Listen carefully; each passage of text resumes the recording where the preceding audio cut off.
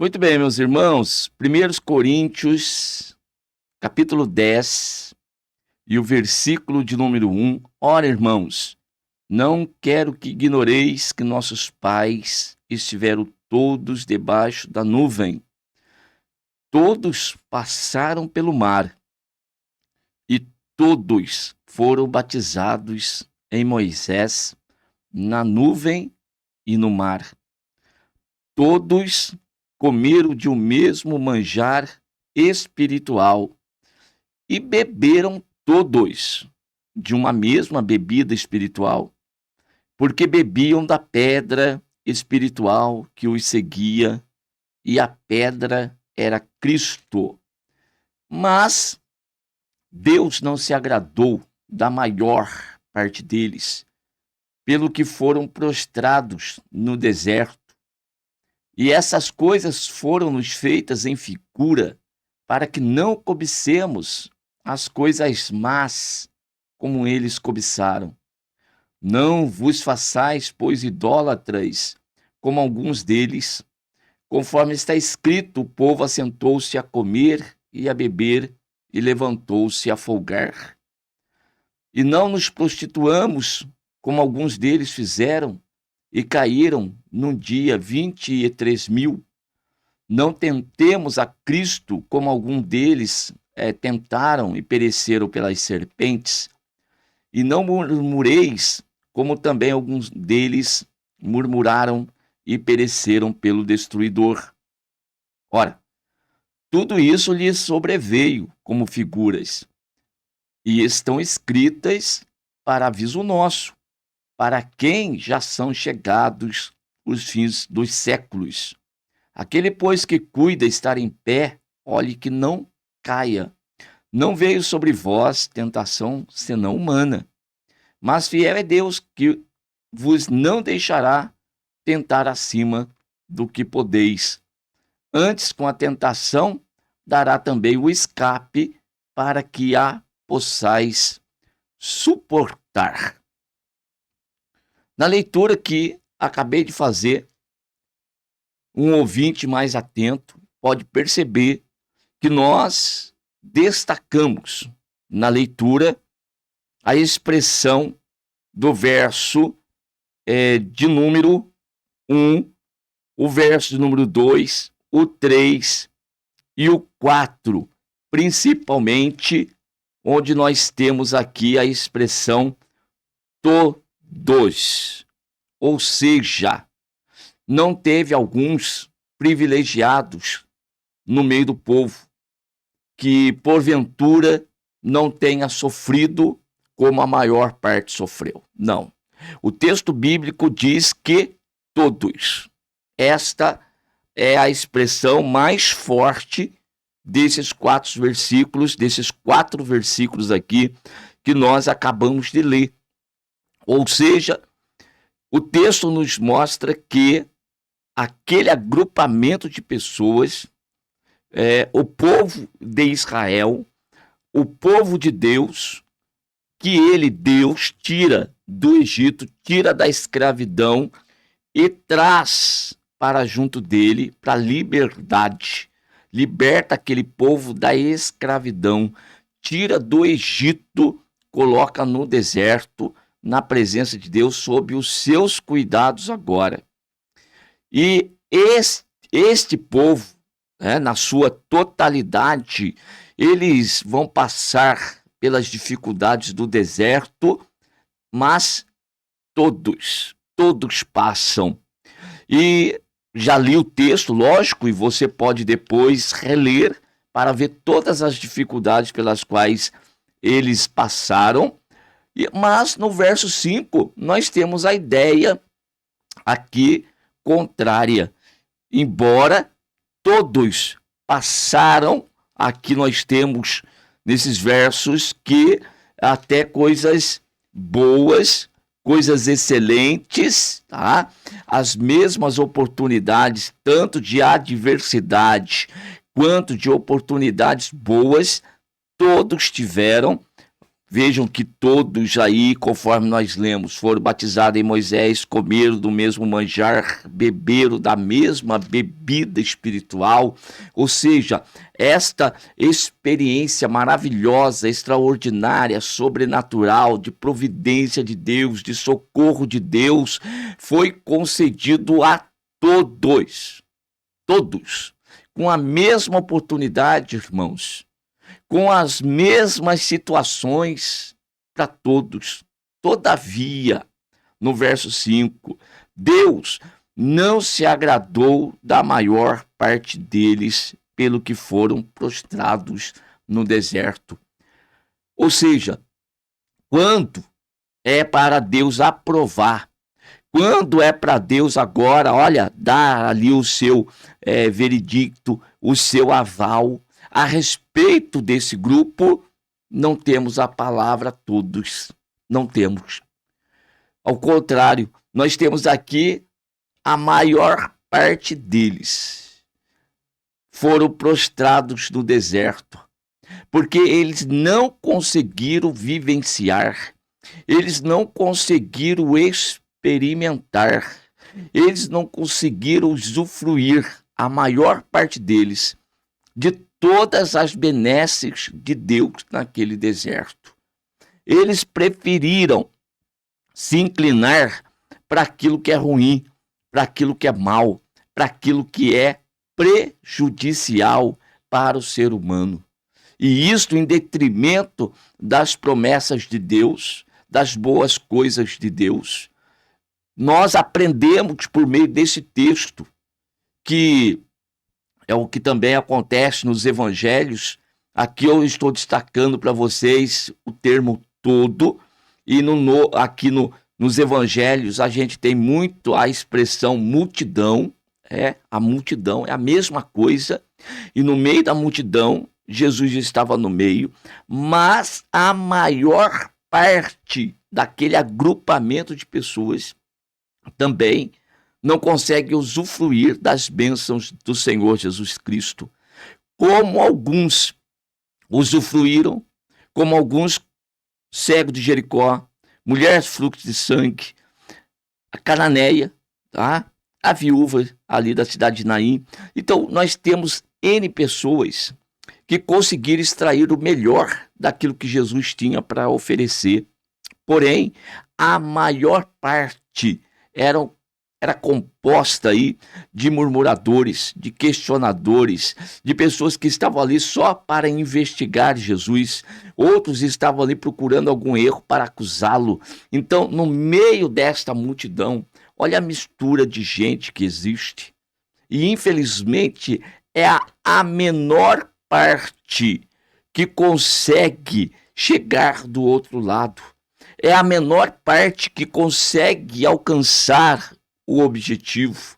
É a menor parte que consegue alcançar a vitória e alcançar a bênção. E a pergunta que fica é exatamente esta: que parte nós fazemos? Nós que aqui estamos na presença de Deus, nas mesmas circunstâncias e situação, nós estamos fazendo parte de que bolo aqui?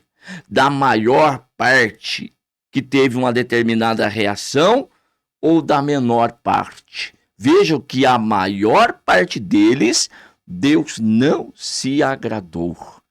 Porque a maior parte, o agrupamento maior, a maioria, a multidão, na realidade não anda de acordo com o propósito de Deus. Anda sempre no ritmo da massa. Do jeito que a maioria faz, eles também fazem. E daí estão sempre enquadrados no erro. E olha só, estas coisas foram nos feitas em figura para que nós não cobicemos as coisas más como eles cobiçaram. Por que Deus não se agrada da maior parte deles? Porque a maior parte são cobiçosos de coisas más, são idólatras, que só estão preocupados em se assentar, comer, beber e levantar-se para folgar. Ou seja, estão vivendo o dia a dia, o comum, o natural, o que todo mundo faz, estão fazendo. Também a parte da prostituição, vivendo aí uma vida de traição em relação às coisas de Deus. Fizeram um pacto, fizeram aliança. Quando saíram do Egito, foi feito um pacto, uma aliança com Deus. Porém, agora estão vivendo numa vida de prostituição. O 9 diz a respeito de tentar a Cristo. Muitos deles tentaram e pereceram pelas serpentes. Lá no deserto, tentaram a Deus. Sempre ao invés de conversar, ao invés de orar, ao invés de chegar para Deus, até mesmo questionar Deus, por que estão passando por determinadas coisas, não.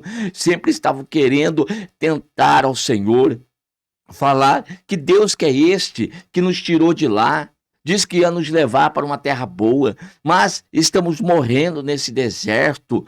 Trouxe-nos para perecimento nesse deserto, nos trouxe aqui para nos destruir nesse deserto. Isso é tentar a Deus, é colocar em xeque a grandeza de Deus, a majestade de Deus, o poderio de Deus, a sua grandeza, a sua grandeza. Estão dizendo que Deus ele é fraco, que Deus não pode fazer, que não tem condição de fazer, porque estão presos nas coisas materiais, estão presos naquilo que os olhos podem ver, estão vivenciando aquilo que o corpo físico pode sentir, não conseguem enxergar nada por fé, não conseguem engrandecer, reconhecer Deus, que mesmo num momento difícil, Deus está presente, Deus nunca desamparou. No meio desse povo, lá estava a nuvem, lá estava a coluna de fogo, ou seja, a presença de Deus real, mas eles não conseguiam olhar para isso, eles só olhavam para o problema, tentaram a Deus. O verso 10 diz que eles murmuraram, e aqueles que murmuraram caíram, destruídos, acabaram ali no deserto. Então, no verso de número 5, a maior parte deles, Deus não se agradou, pelo que foram prostrados no deserto. Quando nós olhamos para Hebreus capítulo 11, nós vemos o que é que não agrada a Deus, é a falta de fé, é não crer. Lá em Hebreus está escrito assim, verso 6, né? Que ali a fé, irmãos, é a maneira de se agradar a Deus. Ora, sem fé é impossível agradar a Deus, porque aquele que se aproxima de Deus tem que crer que Deus ele é galardoador daqueles que o buscam. Mas sempre se lembra, o primeiro momento é de adversidade, o primeiro momento é de dificuldade, é de provação, está sendo testado a tua confiança. É Deus que mandou todas essas coisas, isso faz parte da caminhada, gente. Isso aqui faz parte da jornada. Debaixo desse céu nós vamos passar por momentos de enfermidades, de desemprego, enfim, de frustrações. E nós vamos ter, cada um vai ter na sua proporção, mas vai existir. Agora, não se comporte como a maior parte das pessoas se comportam, como tentando a Deus, cobiçando coisas más, se prostituindo, murmurando, tentando a Deus. De repente, você não faça todas estas coisas, mas fuja para que não faça nenhuma delas. Porque fazendo qualquer uma destas aqui, você está se revoltando contra Deus, contra uma promessa de Deus. Então, sem fé, é impossível agradar a Deus. E o que é a fé? A fé é o firme fundamento das coisas que se esperam e a prova das coisas que não se veem. Então, quem tem fé, enxerga além do problema. Quem tem fé enxerga além da dificuldade. Ele não sente aquilo prejudicando a sua vida. Ao contrário, ele está sempre acreditando que Deus vai reverter, que Deus vai operar, que Deus vai agir, que Deus vai cumprir as suas promessas. Pois é, fiel é aquele que prometeu, ele vai cumprir na nossa vida e na nossa jornada. Se Deus nos tirou do Egito, da escravidão, e nós estamos passando por um momento de deserto, saiba de uma coisa: a terra prometida está lá logo à frente. Vai chegar o momento em que vamos lá chegar. Deus vai nos dar vitória. E para a gente encerrar essa nossa mensagem nesta manhã, lembre-se daqueles 12 espias. Eu sempre estou trazendo aqui para vocês esse exemplo. E não canso, Paulo escrevendo, né? Disse aos Filipenses: eu não canso de falar para vocês as mesmas coisas, porque é segurança para vocês. No Primeiro Testamento, nós temos Deus, por meio do profeta Jeremias, dizendo que estava madrugando, falando. Olha só, quantas vezes foi falado a mesma mensagem. Às vezes fala: pastor, vai vir a baila de novo esse mesmo assunto. Pois é Deus tratando as mesmas coisas sempre. Por quê? Porque Deus quer nos dar vitória. Deus quer nos abençoar, Deus quer nos fazer prosperar, mas o que Deus precisa encontrar em nós? Fé, porque se não encontrar fé em nós, Ele não vai se agradar de nós. E nós temos o texto lá de Números capítulo 14, quando aqueles 12 espias retornam da terra e trouxeram de lá os frutos da terra. Um cachinho de uva foi trazido no ombro por 2 homens, um cachinho de uva. E eles concluíram: a terra é boa, mana mesmo, leite e mel, é excelente. Porém, colocaram isso, 10 dos 12, 10 disseram: porém, é uma terra que consome os seus moradores. Nós vimos lá os gigantes, viram nada, eles só viram as muralhas lá. Os gigantes eles não viram, mas já disseram que viram gigantes e que diante deles eles eram como gafanhotos. Olha o exagero do murmurador, do questionador, do incrédulo. Hein? Daquele que tem comportamento ruim diante de Deus. Deus já não tinha dito que aquela terra era para eles? E como que eles dizem que a terra consome morador? E que eles iriam ser destruídos? E difamaram a terra. Difamaram a terra diante da congregação. Inflamaram a congregação. E os outros dois? Os outros dois mandaram o povo calar a boca e disseram: Deus vai nos colocar lá. E o verso de Números está bem escrito assim, ó: se Deus se agradar de nós, Ele nos colocará naquela terra. Se agradar de nós, qual que é a condição para Deus se agradar de nós? Hebreus 11:6. Gente, precisa ter fé, precisa crer, precisa confiar, precisa perseverar, precisa acreditar, precisa insistir, precisa batalhar, precisa lutar. Entrar naquela terra e possuir a terra e implicar em guerra, em peleja? Sim, mas nós temos que sempre nos lembrar da promessa. Deus disse: eu vou estar com vocês, na frente de vocês para pelejar. Já não viram o Mar Vermelho abrir? Já não tinham visto aqueles 10 sinais lá no Egito de juízo de Deus sobre a nação ímpia? Não viram o mar se abrir? Não viram água sair da rocha? Não comeram carne no deserto? Não foram alimentados pelo maná no deserto? Mas de tudo de bom que Deus fez, esse pessoal não enxerga. Eles enxergam sempre a coisa ruim. Então que nós não venhamos ter esse comportamento de, no meio da caminhada e da jornada, só absorver coisas ruins, só enxergar coisas ruins, coisas más, só aquilo de ruim que está acontecendo, não enxerga nada de bom, não consegue experimentar nada de excelente de Deus, porque só está preso no material, naquilo que o olho pode ver, naquilo que o ouvido ouve. Cuidado com aquilo que você está ouvindo. Cuidado das mensagens ao redor que você está recebendo e está entrando no teu coração. Tome cuidado. De repente você esteja rodeado de murmurador, de questionador. Lança fora isso aí. Dê ouvido à palavra de Deus. Comece a ouvir mais coisas de Deus. Alimente o teu homem interior com as coisas de Deus para que ele se fortaleça. E o teu entendimento não se torne entenebrecido pelas essas coisas. Ao contrário, seja dissipado essa nuvem negra aí e seja esclarecido, e dessa forma tu possas ter os olhos da fé abertos e enxergar as bênçãos de Deus que está no porvir, viu? Então, Paulo diz no verso 11, tudo isso lhe sobreveio como figuras e estão escritas para aviso nosso, para quem já são chegados os fins dos séculos. Aquele, pois, que cuide estar em pé, olhe que não caia. Vai cair quando? Quando começar a ficar olhando para as coisas dessa terra. As coisas da terra que parecem tão grandes e ofuscam a grandeza e a glória de Deus. Aí você então vai cair. Lembre-se, não veio sobre vós tentação senão humana, mas fiel é Deus que não vos deixará tentar acima do que podeis.